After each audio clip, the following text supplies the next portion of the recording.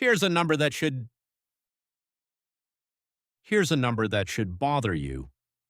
Roughly half of men in their 40s have less than $10,000 saved for retirement, not because they're lazy, not because they didn't work hard, because nobody ever taught them the handful of decisions that actually separate the men who build wealth from the men who just survive paycheck to paycheck for 30 years. In the next 10 minutes, I'm going to walk through exactly why that happens, and more importantly, what to do about it starting this week, even if you're starting from zero at 40, 45, or later.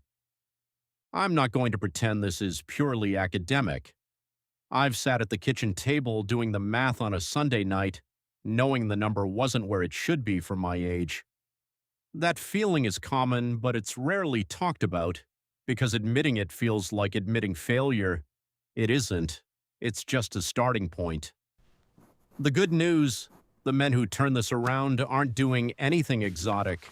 They're making a small number of decisions correctly and consistently, and avoiding a small number of traps that quietly drain decades of progress. The first reason most men have nothing saved by 40 is lifestyle inflation. Every raise, every bonus, every bit of extra income got absorbed into a slightly nicer car, a slightly bigger house, slightly more expensive habits, before any of it touched savings. This isn't a character flaw, it's the default. Spending rises to meet income unless you deliberately interrupt it. The fix isn't austerity, it's a rule. Any raise or windfall, at least half goes straight to savings or investments before it ever hits your everyday account. You never miss money you never see. The second reason, most men never built an actual system, they just had intentions. "I'll start saving once things settle down" is a sentence that can be said for 20 straight years. Intentions don't compound, systems do. The fix is automation. A fixed percentage of every paycheck moved automatically into savings or a retirement account before you ever see it removes willpower from the equation entirely. Start at 10%. If that feels impossible right now, start at 5% and increase it every 6 months. The amount matters less than the habit of it happening without your involvement. Third, divorce, job loss, a business that didn't work out, supporting aging parents or adult kids. These events hit men in their 40s hard, and most never go back and rebuild a plan afterward. They just keep going day to day, and the gap quietly widens for years. If something has knocked your finances sideways, the move isn't shame, it's a deliberate reset.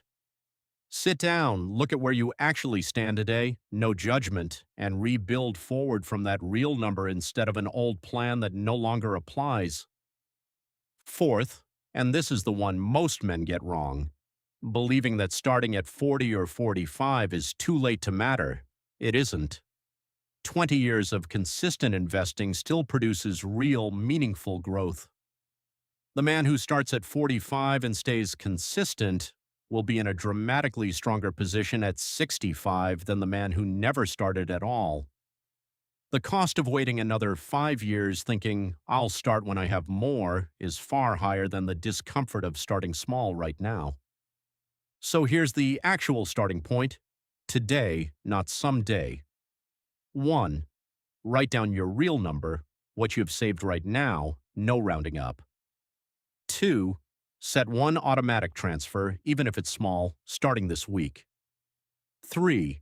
Pick one expense category to cut by 20% for the next 90 days and redirect that money to savings. 3 steps, not a complicated spreadsheet, not a 47-step plan you'll abandon in February. 3 things you can do before this week is over. To bring it together, lifestyle inflation quietly eats raises before they become savings. Intentions without automation rarely turn into action.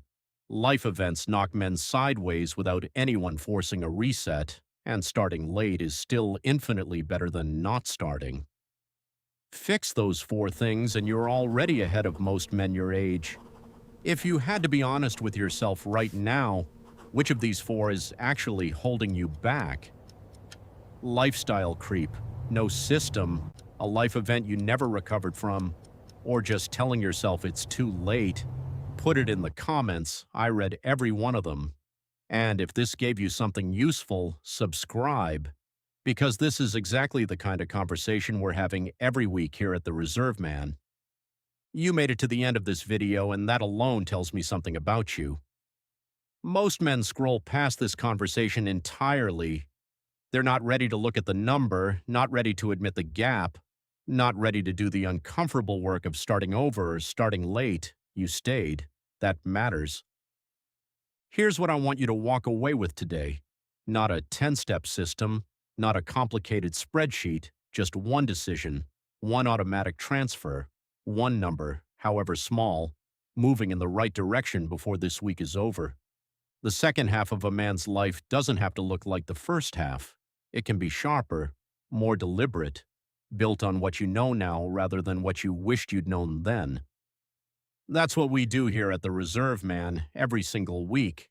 If this gave you something useful today, subscribe. Share it with a man in your life who needs to hear it. And leave me a comment below. I want to know where you're starting from, because every man's second act begins somewhere. This is the Reserve Man. I'll see you in the next one.